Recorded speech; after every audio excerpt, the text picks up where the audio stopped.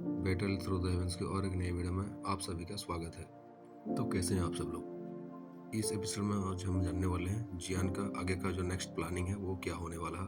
और अभी यहाँ पे सारा काम खत्म हो चुका है, तो आगे चल के वो कहाँ पे जाएगा ये भी हम जानेंगे। आज का जो वीडियो है बहुत ही ज़्यादा इन्फॉर्मेटिव होने वाला है, तो एंड तक जरूर देखें। चलिए बात कर लेते हैं लास्ट वीडियो के बारे में। लास्ट वीडियो में ज़्यादा कुछ खास चीज़ें नहीं हुई थी, लेकिन वो भी इम्पोर्टेंट है स्टोरी लाइन को आगे बढ़ाने के लिए। कल हमने देखा था कि जियान यू फैमिली के ट्रेनिंग रूम की यूज करते करते लगभग 24 या 25 दिन हो गया था, और वो पूरी तरह से अपना सोल पावर को बढ़ा लेता है और अपना जो ट्रेनिंग मेथड रहता है उसको भी अच्छी तरह से प्रैक्टिस कर लेता है। जब उसका कल्टिवेशन सही तरीके से सब खत्म हो चुका था, तब वो गोल्डन ड्रैगन किंग से कुछ बातें करने के बाद वहाँ से वो लोग वो स्टोन प्लेटफॉर्म से नीचे आके उस रूम से बाहर निकलने लगे थे। हमारा एपिसोड का शुरुआत भी यहीं से होता है। जब जियान उस स्टोन गेट को खोल के बाहर निकलता है, तब अचानक से उसका सामने सनलाइट पड़ती है। अचानक सनलाइट पड़ने की वजह से उसका आंखों में थोड़ा सा रोशनी आ जाती है। वो अपना आंखों को थोड़ा सा बंद कर लेता है और उसके बाद ओपन करता है। हालांकि वो 24-25 दिन तक वहाँ पे बिना कोई सनलाइट के रह रहा था। मतलब उसको दिन कब होता था रात कब होता था कुछ पता भी नहीं चल रहा था, लेकिन बहुत ही दिनों के बाद वो बाहर निकल के बहुत ही फ्रेश फील कर रहा था। जब जियान बाहर आ जाता है तो उसके सामने एक सिंपल सी दिखने वाली एक मेड वहाँ पे खड़ी रहती है। वो बोलते हैं, यंग मास्टर जियान आप क्या बाहर आ गए? मुझे यंग मिस ने यहाँ पे भेजा था क्योंकि मुझे आपका ख्याल रखने के लिए और आपको यहाँ से लेके जाने के लिए बोला गया था। यंग मास्टर जियान, क्योंकि आप बाहर आ चुके थे तो चलिए अब मैं आपको हमारा हॉल पे ले चलता हूँ, जहाँ पे किंग और हमारा यंग मिस आपका वेट कर रहे हैं। ये कहने के बाद वो सर्वेंट जियान को लीड करते हुए आगे लेके चलते हैं हॉल की तरफ।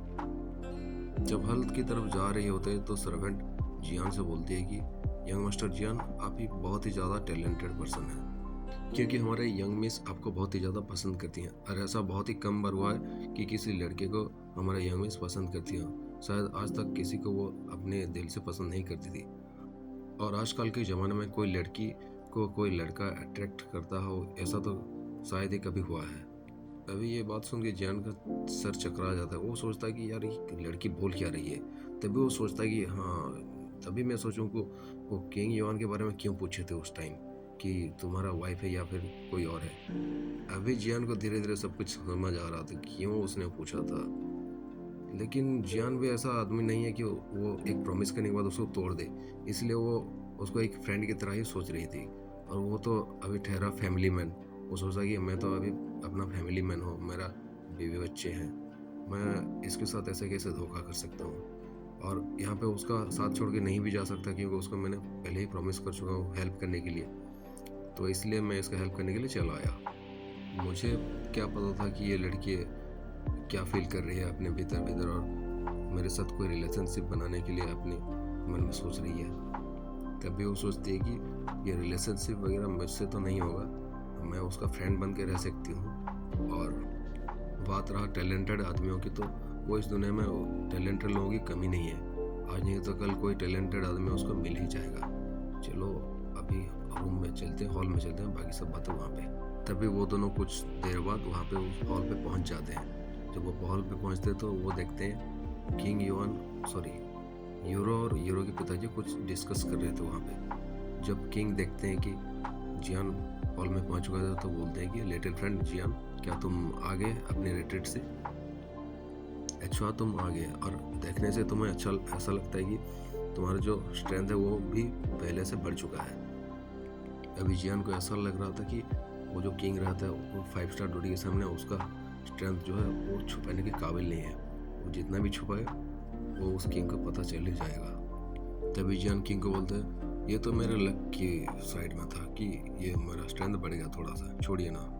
तभी किंग बताते हैं कि आपका जो बहन है किंग युआन, वो कुछ दिन पहले जागी थी एक बार, लेकिन कुछ समय के लिए वो जागने के बाद वो फिर से वो वहाँ पे बेहोश होके अभी कोमा में है। और हमने बहुत ही अल्केमिस्ट लोगों को बुला के वो उसका ट्रीटमेंट करने की कोशिश कर चुके हैं, लेकिन वो जितना भी कोशिश करे वो कोमा से बाहर नहीं आती।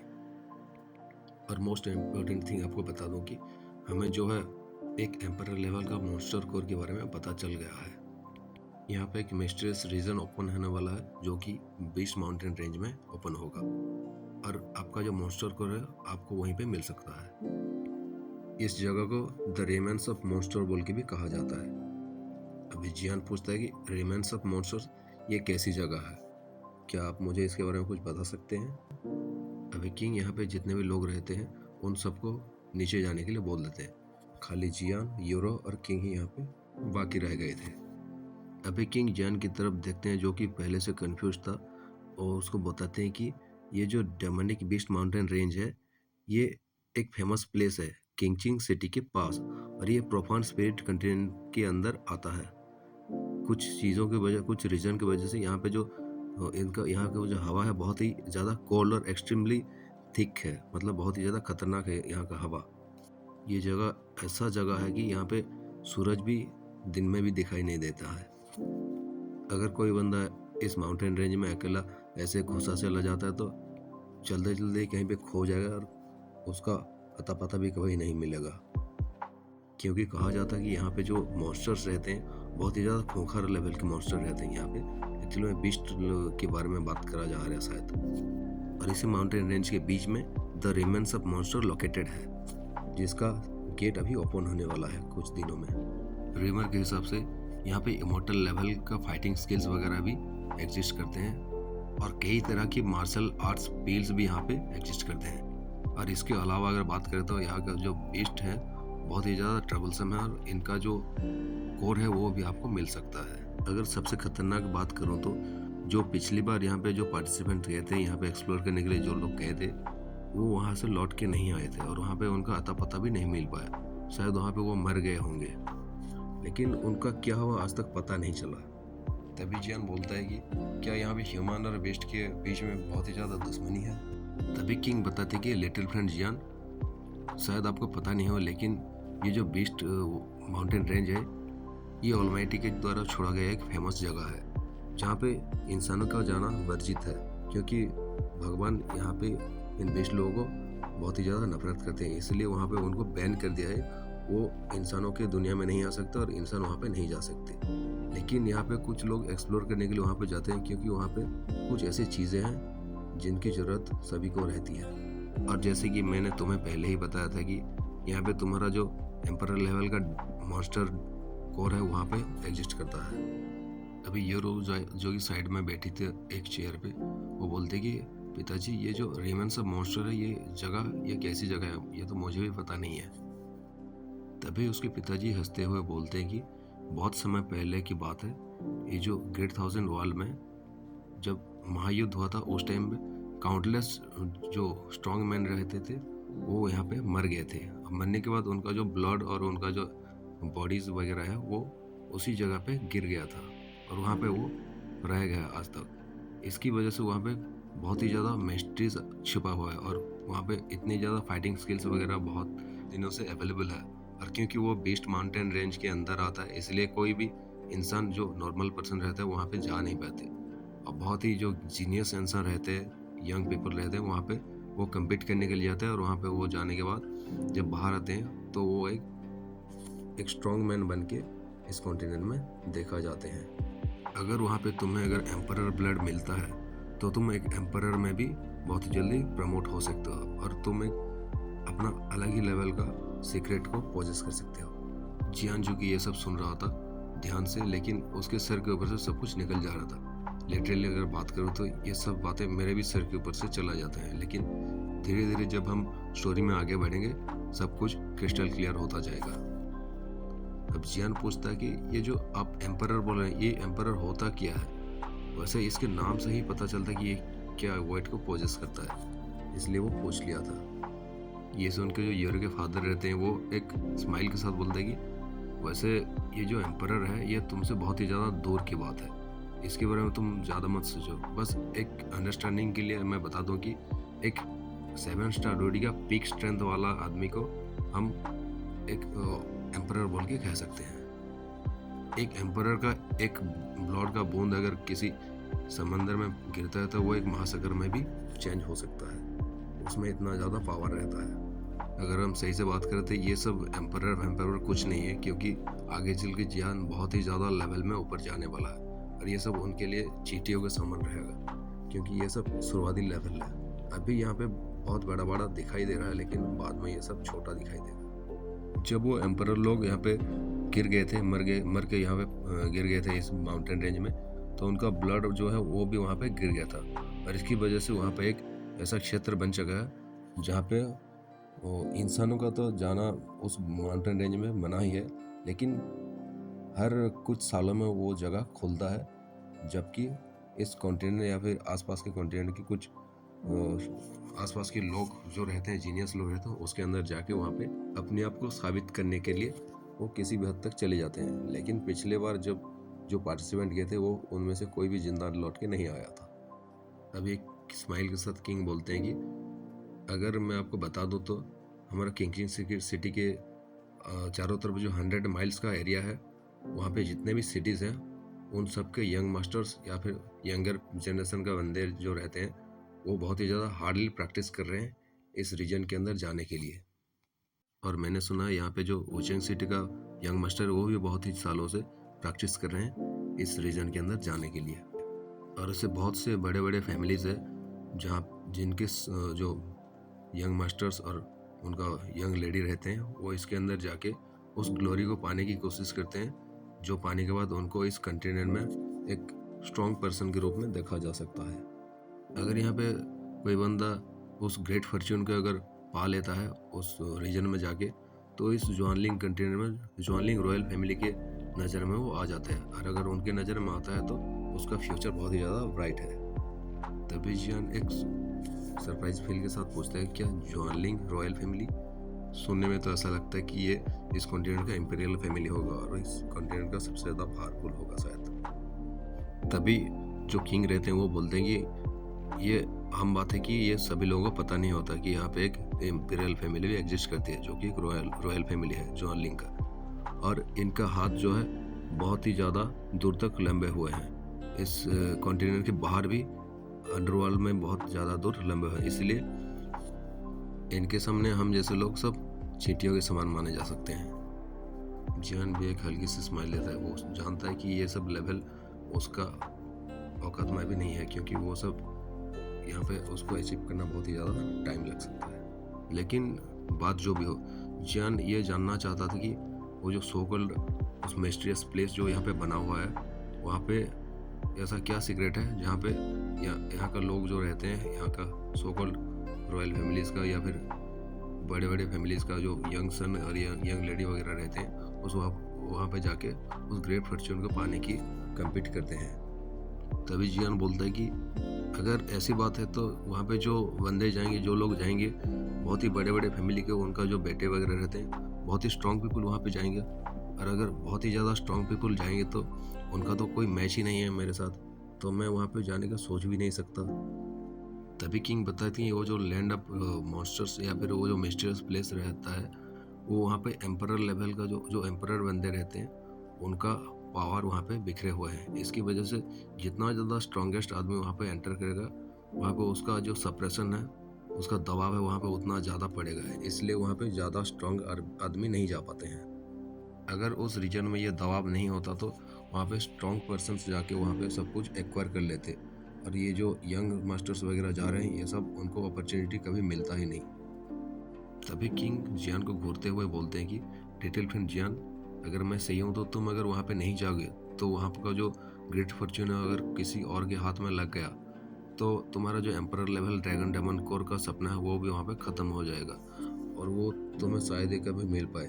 इसलिए मैं सोच रहा हूँ क्या तुम वहाँ पे जाना इंटरेस्टेड हो?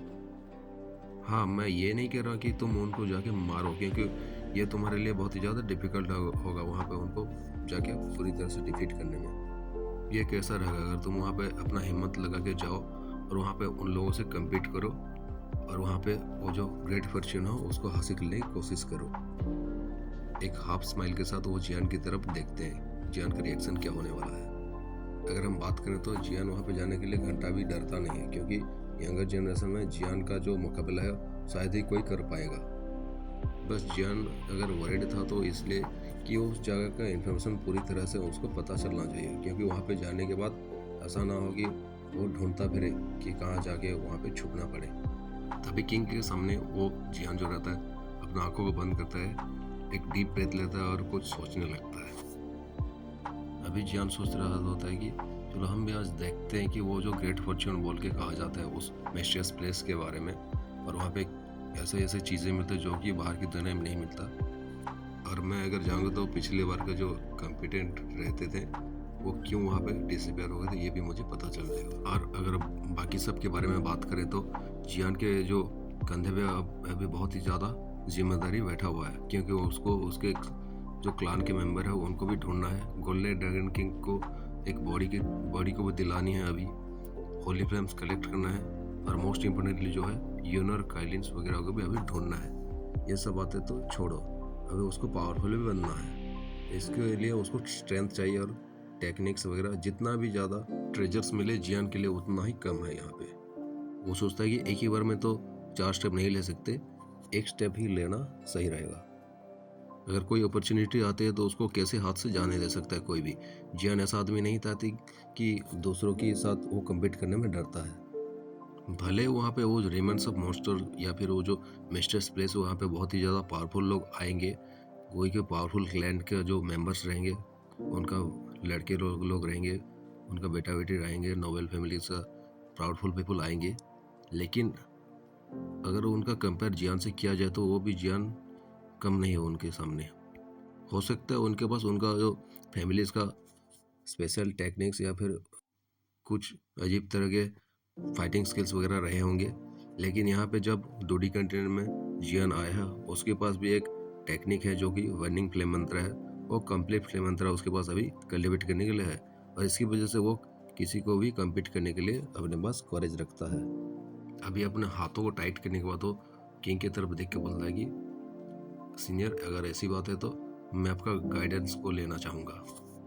मैं बहुत लकी हूँ कि मैंने आपसे यहाँ पे मिला, क्योंकि मुझे इस ग्रेट फॉर्च्यून के बारे में पता चला। ऐसी अपॉर्चुनिटी को मिस कैसे कर सकता हूँ मैं। अगर नेचर मुझे कोई चांस दे ही रही है तो मैं जियान उस चीज़ को कैसे मना कर सकता हूँ। ये कहने के बाद वो अपने मुख में स्माइल ले आता है और किंग की तरफ देखने लगता है। तभी वो किंग हंसते बोलते कि मुझे पता था कि तू बंदा सिंपल नहीं है रे बच्चे, और मुझे ये भी पता था कि तेरा जो डिसीजन रहता है वो ऑर्डिनरी डिसीजन नहीं रहता है। और ऐसा एक बंदा कैसे ऑर्डिनरी हो सकता है जिसके पास एक फायर एल्फ को पोजेस करने की ताकत रहता है। और इस बार जो लैंड ऑफ मॉन्स्टर्स है वहाँ पे मेरी बेटी जो यूरो है वहाँ पे वो भी जाने वाले हैं, क्योंकि उसको वहाँ पे कुछ चीज़ चाहिए है। मैंने उसको पहले से ही उस लैंड का मैप दे दिया है, तुम उसके साथ जाओ और उसका थोड़ा सा ख्याल रखना, क्योंकि मैं उसको तुम्हारे साथ तुम्हारे भरोसे छोड़ रहा हूँ। वैसे बुढ़ा बोल तो ऐसा रहा है कि हमें कुछ पता ही नहीं है, हम वो जानते हैं कि वो अपना बेटी का सीटिंग जो है जियान से करवाना चाहता है। खैर अभी जियान का रिएक्शन क्या रहेगा वो तो हमें पता नहीं है। ये कहने के बाद वो बुढ़ा साइड से खिसक लेता है। वो जानता था कि अभी इन दोनों के बीच में थोड़ा सा आई कॉन्टैक्ट एक्सचेंज होने वाला है। तभी वो जियान और यूरो एक दूसरे की तरफ देखने लगते हैं। यूरो कहती है कि मैं तुम्हें इस बार थोड़ा सा ट्रैवल करने वाली हूँ, क्योंकि मैं वहाँ पे जा रही हूँ तो मेरे पिताजी चाहते हैं कि तुम मेरा ख्याल रखो वहाँ पे जाके। एक छोटी सी स्माइल के साथ वो जियान की तरफ अपने हाथ को कप करके उसको ग्रीट करने लगता है। जियान समझ जाता है कि वो क्या कहना चाहती है, इसलिए वो भी एक छोटी सी स्माइल के साथ उस हॉल से बाहर जाने लगता है। और वो दोनों अभी पैकिंग करके वहाँ से जाने वाले हैं, इस यो फैमिली से बाहर निकल के उस रीजन की तरफ निकलने वाले हैं जर्नी पे। वैसे जियान तो अपना तैयारी करने के लिए निकल चुका है। अभी हम भी अपना एपिसोड को यहीं पे ख़त्म करते हैं। कल देखते हैं कि यहाँ पे जो सो कॉल्ड यंग मास्टर्स वगैरह रहते हैं आसपास के फेमस सिटी का या फिर कोई बड़े बड़े फैमिलीज़ का, नोबल फैमिलीज़ का, और कौन सा बंदा जियान का फ्रेंड बनने वाला है आगे जा चल के, और कौन सा बंदा उसका एनिमी बनने वाला है, ये सब भी कल हमें पता चलेगा शायद। और यहाँ पे जो भी बंदे इंट्रोड्यूस किए जाएंगे कल, इन्हीं में से ही जो रियल पावर हाउस है बाहर निकल के आएंगे और आगे चल के इनका फ्यूचर ब्राइट होने वाला है। और इन्हीं के साथ जियान लोगों का भी सिलेक्शन होगा कि रॉयल फैमिली का कोई जाएगा या फिर कोई सेक्ट वगैरह पे कोई ज्वाइन करने वाला है। ये सब हमें आगे चल के एपिसोड में पता चलेगा। तब तक के लिए होल्ड ऑन कीजिए। अगर पिछला एपिसोड नहीं देखे तो आप देख सकते हैं जाके मेरे चैनल पे, और मिलते हैं कल एक नए एपिसोड के साथ। तब तक के लिए बने रहिए। नमस्ते।